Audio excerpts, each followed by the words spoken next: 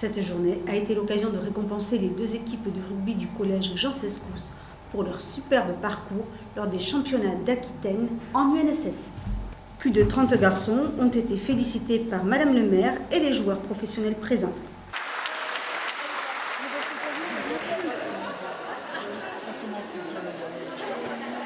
Dans les remerciements, j'aurais-il qu'il fallait juste une victoire pour le championnat de France, ça ne sera pas.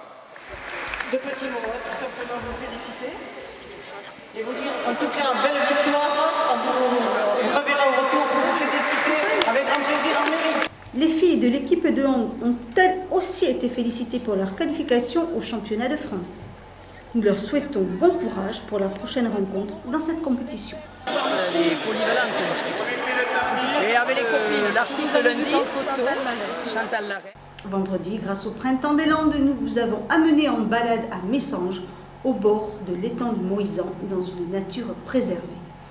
Aujourd'hui, partons à la découverte de Cabreton à travers son patrimoine méconnu ou insolite. Samedi après-midi, sous un soleil retrouvé, une douzaine de curieux et de passionnés par l'histoire de Cabreton sont partis à la découverte de la cité marine, guidés par Marie-Claire Duviala, présidente de la SADIPAC Sud-Landais, association d'histoire locale. Le but de cette visite, c'était pas tellement de montrer ce que l'on connaît bien en principe, c'est-à-dire l'église, la mairie, mais c'était d'attirer l'attention sur des détails d'architecture ou que les gens ne voient pas parce qu'on ne regarde pas forcément un bâtiment qu'on a l'impression de connaître très bien. Et puis c'était surtout aussi l'occasion d'expliquer pourquoi à Cabreton, par exemple, il y a 2 mairies, on a l'impression qu'il y a 2 clochers alors qu'il n'y en a qu'un et que l'autre c'est la tour. Place de l'Hôtel de Ville se dresse le bâtiment qui fut l'unique mairie jusqu'en 1985, paré d'encre de marine et autres symboles de l'univers marin qui marque l'attachement de la ville et sa fierté pour son histoire maritime. Attachement que l'on retrouve jusque dans l'église Saint-Nicolas, le saint patron des marins, où l'on peut découvrir une gigantesque ancre sur le sol du porche de cette église, qui possède non pas 2 clochers, mais un clocher et une tour de guet. Cabreton, c'est quand même, comme l'a bien expliqué Madame Duviala, c'est assez récent et c'est vrai que c'est très méconnu, tout son passé est assez méconnu. Et je retrouve dans Cabreton ce que je retrouve dans nombre de villes, d'anciennes maisons, des colombages, des portails, les églises avec les portes de cagots.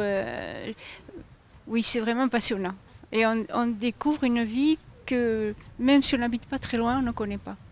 Et parmi les bâtiments témoins du passé de Cabreton, la Maison du Rail.